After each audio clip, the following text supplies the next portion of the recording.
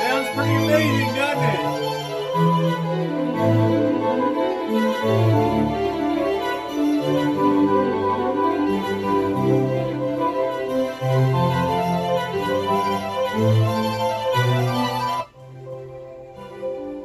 Wonderful Dynakit Stereo 70, circa 1960s. And I'll tell you, how exciting to have another American-made amplifier that really defined the very robust end of tube amplification for home use.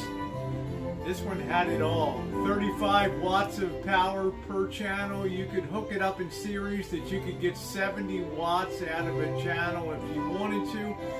Just an amazing piece of work with its robust, enormous EL34 output tubes. Robust rectifier for all frequencies. This thing is just absolutely an amazing piece of work. The beautiful chrome finish on it, the fact that I was able to get this for peanuts, and then because of a bad rectifier and changing out one of the resistors for one of the output tubes, was really able to turn this into a beautiful, functioning, all original, almost all original amplifier that someone originally made from a kit. Let's come down and take a closer look at it.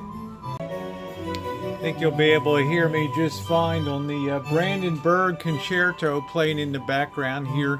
These are the 4 big EL34 output tubes that I was talking about.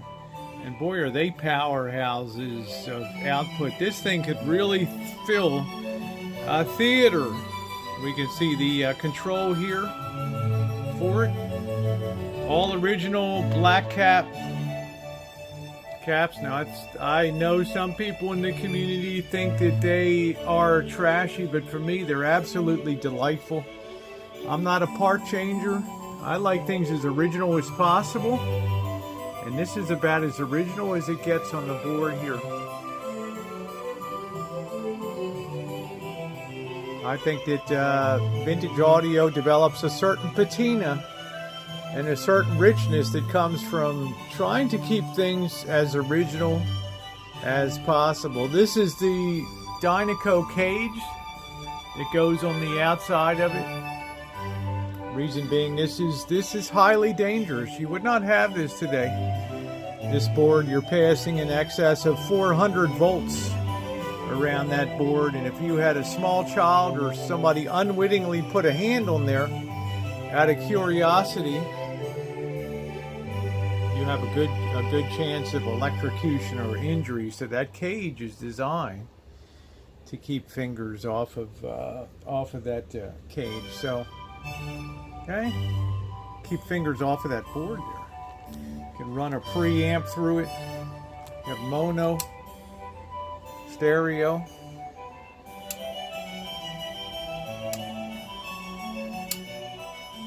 A beautiful unit. I didn't go and have it re-chromed. You can buy more bases. Like I said, this is all original. It's got all of its marks of age, which I like.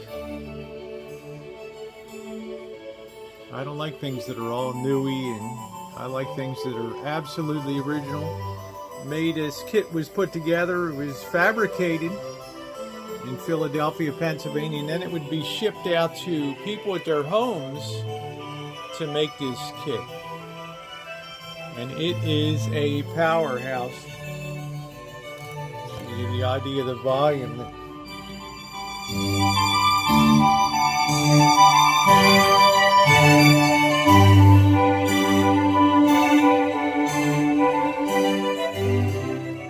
It is really something. I tested all the electrolytic capacitors in here.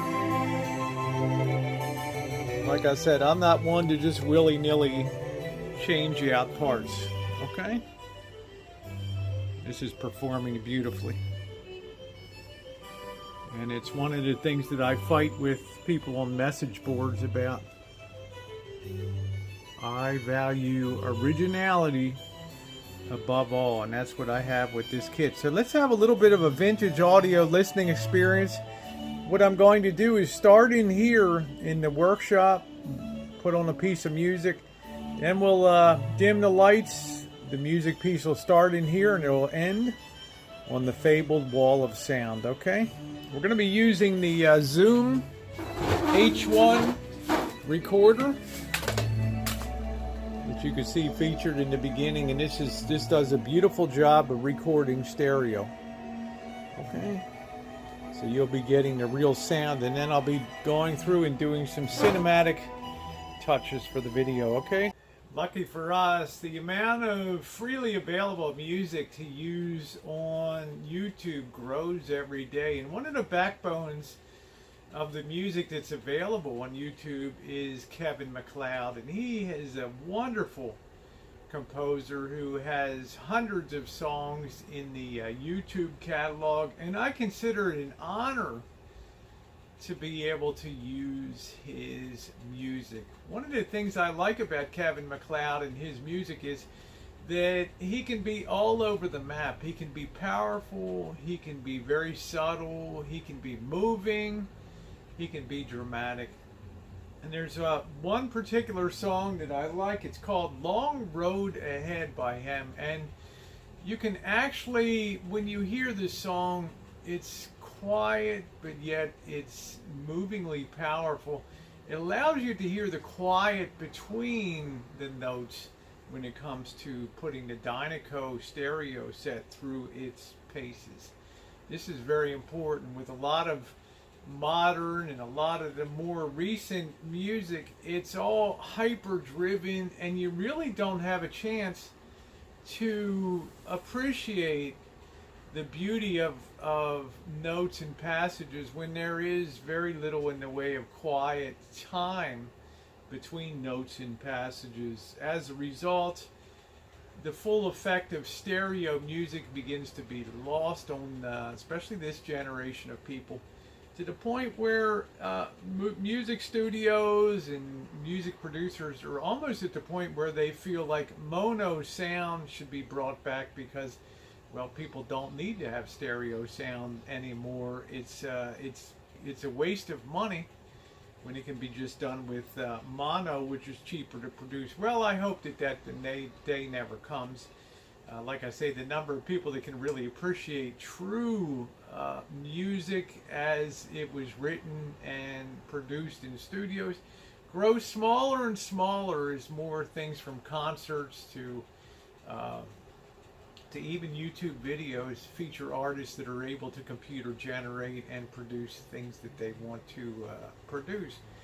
Who knows what the future of music, the future of broadcast radio, but we do know your future right now is listening to Long Road Ahead by Kevin MacLeod, and this, I think, is the ultimate piece to use as a voiceover on YouTube.